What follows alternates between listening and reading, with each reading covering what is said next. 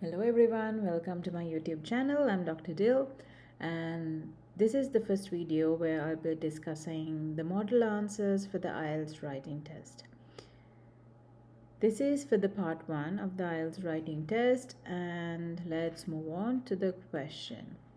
So all these questions are from the Cambridge IELTS book, and you will be able to find these in the internet. So this is just a layout and it's a disclaimer. So this is an answer that I have built myself for this question.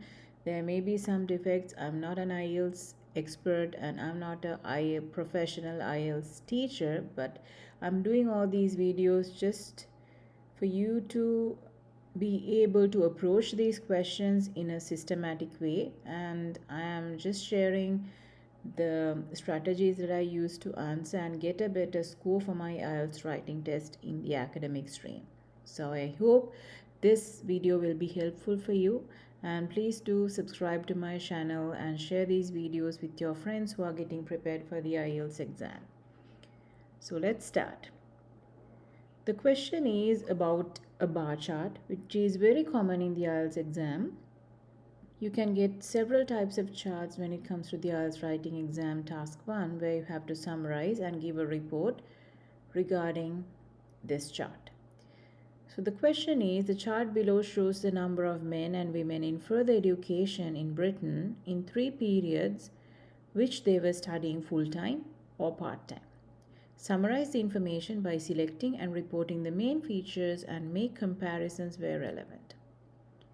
So just pause the video here and take a few minutes for yourself to just make a rough plan about what you're going to write for your answer. Just highlight and identify the keywords that are in the question and just try to identify some trends that you can see and the main features of this bar chart that you can identify. Here we go. And when it comes to this bar chart, so what are the features that you can see at a glance? So you can see there are 2 bars, males representing 2 sides to this chart. So 3 sets of columns are for the males and 3 sets of columns are for the females. And there are 2 colored bars. So the light colored one is for part-time studies. The dark colored one is for full-time studies. So what are the trends that you can identify? So from looking at this chart, the first thing that goes into our mind is that there are more people who are engaged in part-time studies than the full-time studies. That is the first point here. And the next thing is, when it comes to the trends, you can see there's an increase in the amount of full-time education in males and females during this duration of time. There's an increased trend over the years.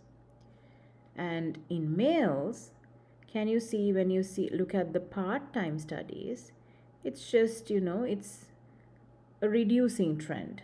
Okay, it has reduced in the middle and it has gone a little bit up, but still it's lower than 1979. Yes. And then in females, the part-time education has gone up as a fraction. So these are the main trends that are in the chart. So the keywords are further education, Britain, men and women, about full-time and part-time studies. And the trends are full-time who are engaged in part-time studies is more than the full-time. All trends increased except men who are engaged in part-time studies. And when it comes to full-time, both sexes increased over time, and part-time males reduced over time and females in part-time studies increased over time. So let's write the introduction for this. This is the introduction that I have written. This bar chart displays the number of British people studying in part-time and full-time further education at 3 points in time between 1970 and 1991. With the data divided between men and women. Generally speaking, the higher education population increased over time, although the number of men in part time education fell. So, here, when you're writing the introduction, it's very important to highlight. They are asking summarize the information by selecting the main features and make comparisons where relevant.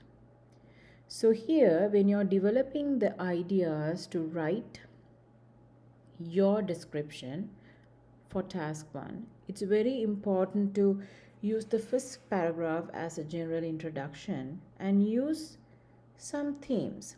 It can be, you can either for the first body paragraph and the second body paragraph, you can choose whatever the themes. Either you can talk about, so first paragraph, the introduction, and the second paragraph, which is the first body paragraph, you can either talk about males, the first 3 sets of columns, and describe what happens in the male population, or you can use the second body paragraph or the third paragraph in your answer to describe about female population. That's one approach that you can use in answering this question.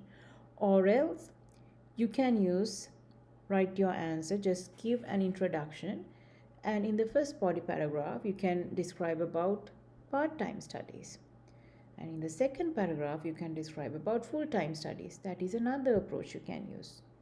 Okay, so here, can you identify how I have used the words in this? So what I have done is, in the first sentence, this bar chart displays the number of British people studying in part-time and full-time further education. So I have used the same word that is in the question. It's not a problem.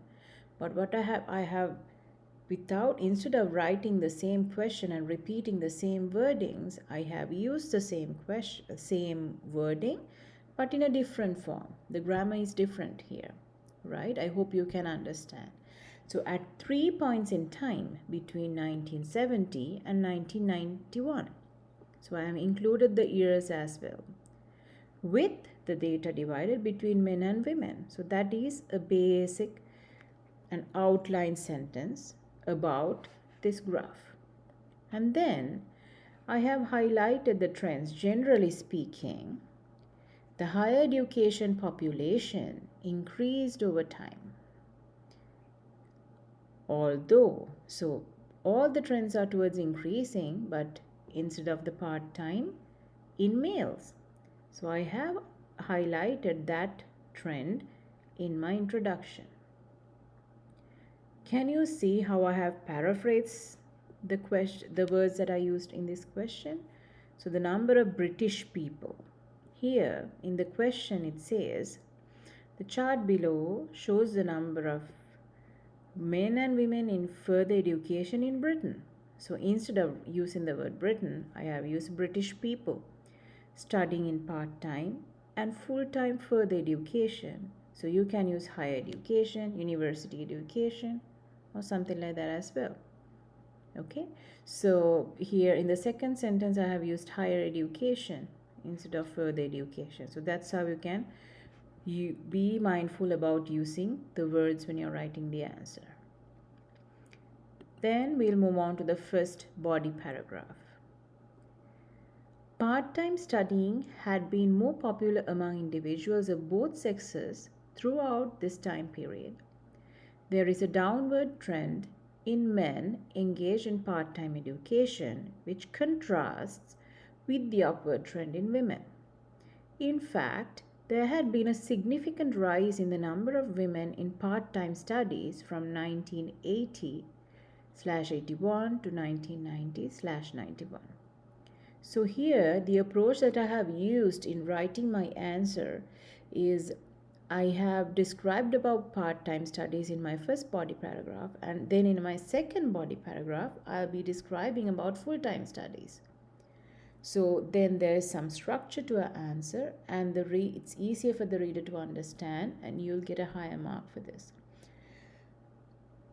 So, what I have highlighted is part time studying had been more popular among individuals of both sexes throughout this period. There's a downward trend in men engaged in part time education in contrast to the upward trend. So, here we have made a comparison as they are asking in the question.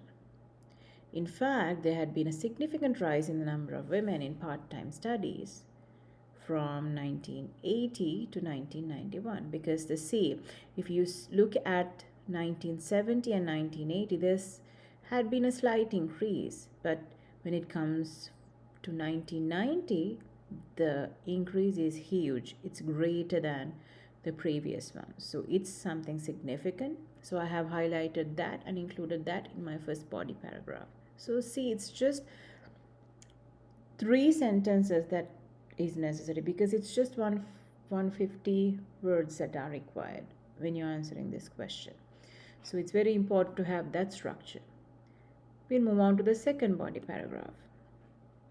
Unlike part-time studies, full-time higher education had become more popular among British men and women over this period, which is reflected by the clear rising in the numbers as indicated by the chart. Interestingly, the number of females taking full-time education had doubled from 1970 to 1980. Furthermore, in 1990/91, the proportion of males and females in full-time studies had been more or less equal. So, what I have highlighted is the important points when it comes to full-time studies. So here, unlike part-time studying, which has declined in men in both sexes, full-time education had become more popular. Okay, and then interestingly, the number of females taking full-time education had doubled from 1970 to 1990. Okay, and then there's another significant thing. In 1990, roughly, the proportion of males and females who were engaged in full-time studies was more or less equal. So that is what has been highlighted in this answer. So it's very important to pay attention to the linking words. So unlike part-time studies, furthermore. So these are the words that we can use in joining the sentences. Interestingly, so it's very important to make note of these words when you're writing your answer, and it comes with practice. And when you're practicing, you can write a list of words that you can use when you're describing a rising trend. So it's increased, it has inclined, it has risen. There are several synonyms and words that you can use when you're describing a downward trend. So it has reduced, decreased, it has flattened. Those are the words that you can use. And when I'm doing the series of videos, I will describe these words and you will get to know more vocabulary to use when you're writing the answer to task 1 and task 2 as well. Because when you're writing the answer to task 1, it's very important to have this vocabulary within your use, because it comes in handy when you're describing all these charts, these graphs, when you're using these in your answers. Okay, so here this is the full answer in this slide, and it has 176 words, which is within the word limit. So just pause the video, take a look at this example, the sample essay the sample answer that I have written, and make a note of all the joining words that I have used, such as when it comes to this, I have used generally speaking throughout this time period. There's a downward trend, and it is also a declining trend or reducing trend. So it's very important to write these down, make a note of it, which contrasts with the upward trend. These are all important wordings, and unlike part-time studies, this is some you're comparing, it contrasts with from the part-time studies. That's what is meant. And interestingly, and furthermore, you can use finally, and yeah, those are the things that you can use.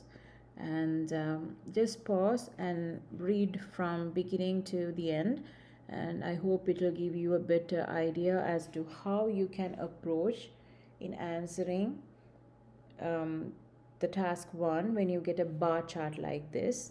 And I hope this video was helpful to you when you're answering IELTS task 1, and I'm hoping to bring several other videos about different types of questions that you will get for IELTS writing exam, the task 1.